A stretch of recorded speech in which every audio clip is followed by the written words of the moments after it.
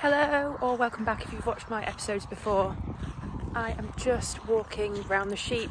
We've changed fields so we can put some slurry on one of the other ones. Ralph! He's just sniffing over there. We actually had 10 mil of rain last night, which was very, very needed. I kind of almost feel like this grass has freshened up already. A bit greener, a bit more of a bite on it. Probably could have done with a bit more, not sure if we're going to get any, but it's already quite warm today. But yeah, a bit of rain, we can't complain. I've seen quite a few people have had some. I'm sure some people are still desperate as well though.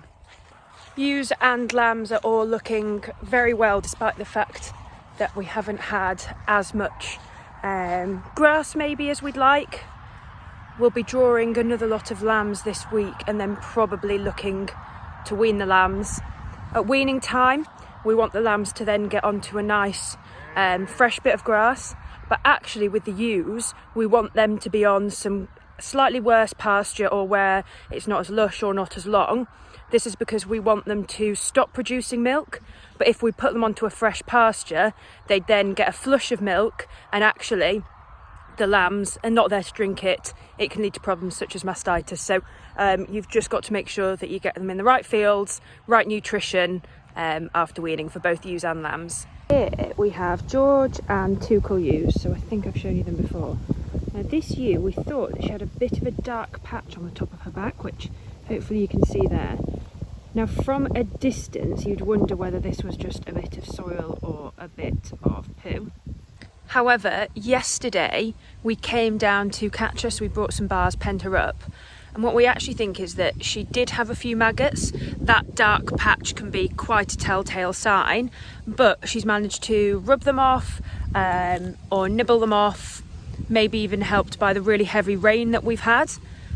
So she actually had got rid of them all herself. We still did, however, put some maggot oil on just to soothe if they'd got down to her skin, and also to repel the flies as well.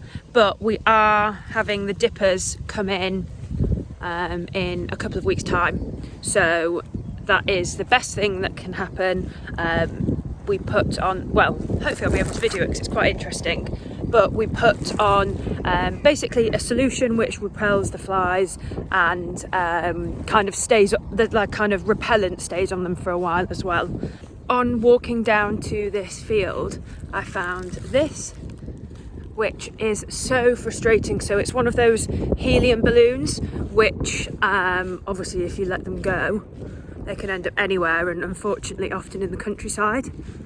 Luckily, although it's a grass field here, nothing's grazing in it at the moment, but worryingly, animals can eat these, ingest them, particularly if they're in haylage or silage or hay or whatever, and this field has just been cut for hay. Obviously they're not picking as much as when they're grazing the grass, so can be extremely dangerous. I know some of them get let go accidentally, but when you see these big gatherings of people letting them go, obviously sometimes for sad circumstances, but it's quite frustrating when you find them littered around the countryside. Ralph, what you doing in there? Come on. Good lad.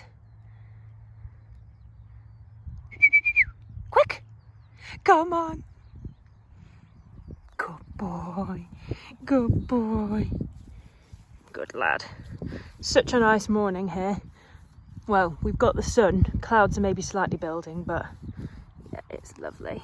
Good boy. Just having a little mid-walk scratch. Last night Lizzie and I were speaking at a Wensleydale Young Farmers Club meeting. Really, really great always to do those meetings. Sometimes they can feel like you've got a lot on, and actually it's quite a lot of time to commit, but it's always worth it. You usually get really, really good questions and engagement from the members as well, so it's so nice. This morning's job, well, I've been recording an episode of the Becca and Lizzie podcast this morning, due to release next week. A really, really great guest this morning, so I'm excited to hear that all edited. But this morning we are weighing lambs. This might be our last draw of lambs before we wean them. So all the sheep are in the fold yard there, but Nala, and then that one is Fern, and then further back is Albie. They're right here. They're in with the sheep now. They're a bit annoying to have in the pens and the handling system, so they stay out. But yeah, they love being in with the sheep. And she loves a scratch as well. What we are doing to weigh these lambs and do any lame lambs' feet, not too many of them, just a couple, is I'm using our handling system, using this shedding gate here. I'll turn the camera around in a second, to get lambs in this smaller pen so we can easily catch them. And then the ewes are coming out here and ready to go outside. They will all be reunited in a second. So I've got a ewe just thinking about coming through. My mum has just gone to pick up some, I don't know, the blue spray or whatever. So I'm just watching the job at the moment. Some of them will wander through on their own. Some of them need somebody behind them. We push them up from this main batch up there, up here, and then they just pop in to this race. It's all rubber matted, so it's non-slip. And then we have these shedding gates, so you can separate them really, really easily. Hopefully I don't miss any. But the shedding gates work both ways. So depending on which way you wanted to push stuff through the race, you could sort it. This one's actually thinking that she wants to come back through again. Hey, lass. But yeah, they're all pretty happy in here. Nice, easy setup. And then we'll be putting a few on the way. You can see that the ewes and lambs waiting to come up here are all very settled, really. The lambs in here, some of them are maring because their mums are outside, but on the whole, this is a really, really easy and stress-free process. Well, the heavens have well and truly opened. I've got my full-on coat on, which I wasn't expecting to have to do. Really quite miserable. We are hosting our NFU region on the farm tonight for a farm walk, so that's great, isn't it? Typical weather, but hopefully it will have stopped by then. My dad's doing a bit of a talk, then handing over to me, and then yeah, hopefully having a bit of a wander around the farm, but I suspect we'll be keeping that bit short and sweet if it carries on like this. We're going to set up in the lambing shed for the presentation. I mean, I'm wondering, are we going to do it with goats in tow as well? Are you going to be here later? Hey.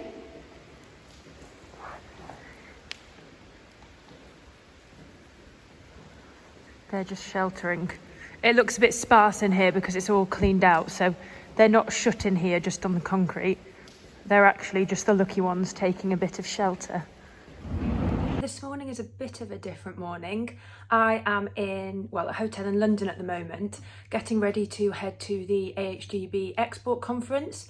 A really interesting opportunity to be able to listen to people from across the industry, from the AHDB, talk about the importance of exports, the value which the export market adds on to our domestic products. So hoping to learn a lot.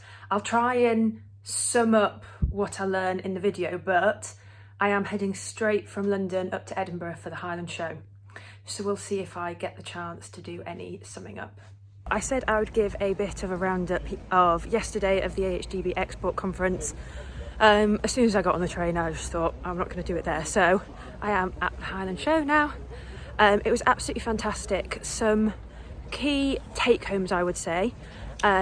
The halal market is an opportunity we can't ignore, both for exports and domestically. Diseases, vaccinations, all that veterinary side of things are absolutely crucial to trade. There's a lot of work going on in the background, which obviously we just don't know the scale of that, but feels like they're always working to help in the background with that. And probably the final thing, it's really hard to just put it into 3 points, but trying to keep it short. The other thing is that I was very much unaware of the scale of what goes on behind the scenes with the AHDB in terms of exports. And I think the statistic is for every £1 invested, it gets back £11.91 when it comes to AHDB exports. So a really big deal. And whether your products get exported or not, it's still obviously balancing out supply and demand, balancing out the carcass, and also just bringing up the price in the domestic market as well. But serious stuff over, now at the Highland Show. I've never been before, so I'm a bit lost. I usually go to the Yorkshire, so I very much know my way around there. So I'm just wandering a bit aimlessly at the moment. Definitely need to go and see the shearing. I've been told it's the Golden Shears, which is the big competition. A few people to see who I've worked with, and then I might be found in the beer tent a bit later. The weather is horrible, but just come to have a look at a bit of the cattle showing. This ring behind me, I didn't see this class, but that one there has obviously won champion, and I think they're having a bit of a photo shoot.